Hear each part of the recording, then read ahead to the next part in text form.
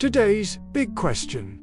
Did a single vote in Congress nearly 250 years ago save the United States from speaking German?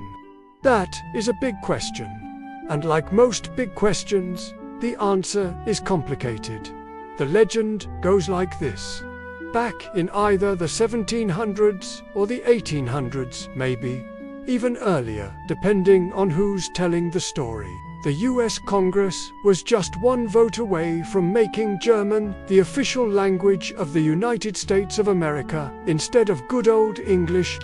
A group of German-speaking immigrants in the fledgling country had petitioned Congress to change the language of government. And after much debate, the proposal made it all the way to the floor of the House of Representatives, where it passed by a single vote, but in the end, cooler heads prevailed, and English remained the de facto official language of the United States. Except that isn't exactly what happened. No such vote ever took place. There was never a serious proposal to make German the official language of the United States. The story that is often told as if it were an actual historical event is actually partly a myth. That being said, the story does have a basis in reality. In 1794, German-speaking immigrants in Virginia asked Congress to print some laws in German so they could better understand them. Because many recent arrivals from Germany didn't speak English.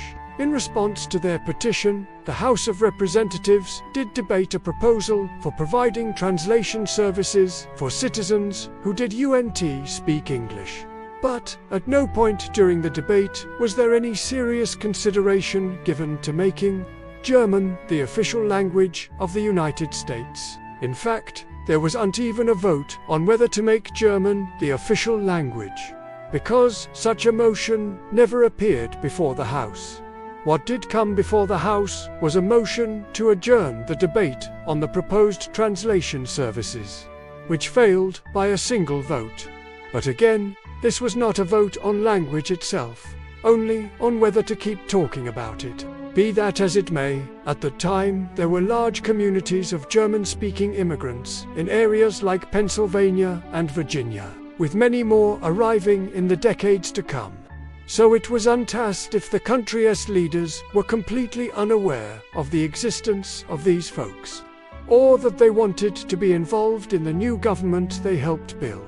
In fact, many of these immigrants were literate and politically engaged, reading newspapers and debating politics in local societies. But while there were some calls for translated government documents and services, there was never a serious push to replace English with German or any other language. And there's good reason for that.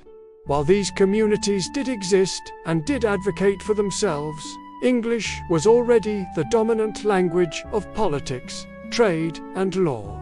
German immigrants who wanted to participate in civic life or navigate the legal system had to learn English, as did everyone else. So the idea that anyone would have seriously considered replacing English with German is frankly ridiculous.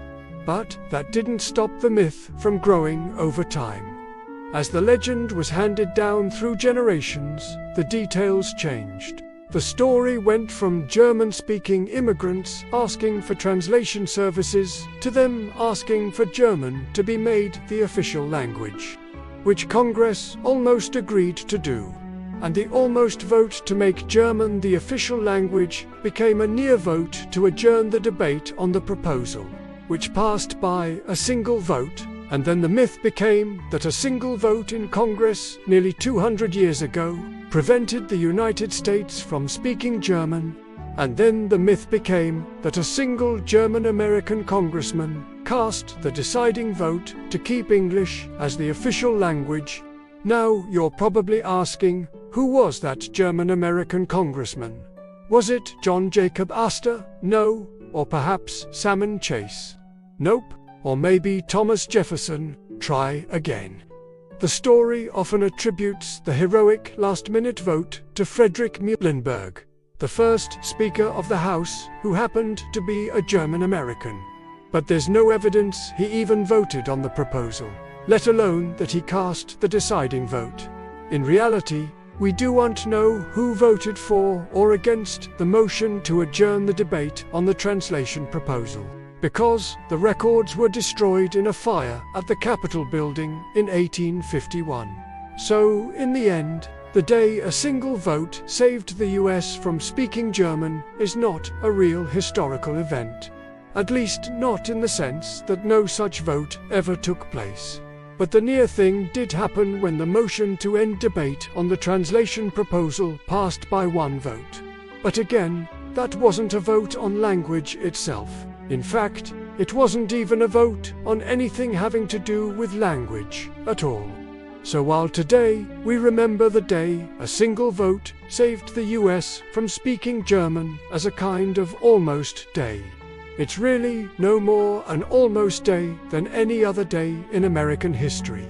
After all, American history began on an almost day when a group of almost certainly out-of-touch British subjects in Philadelphia almost wrote a constitution that almost created a country that almost became a global superpower. In the end, the almost vote on the translation proposal serves as a reminder that our history is full of small moments that didn't quite add up too much, but that later took on larger meaning.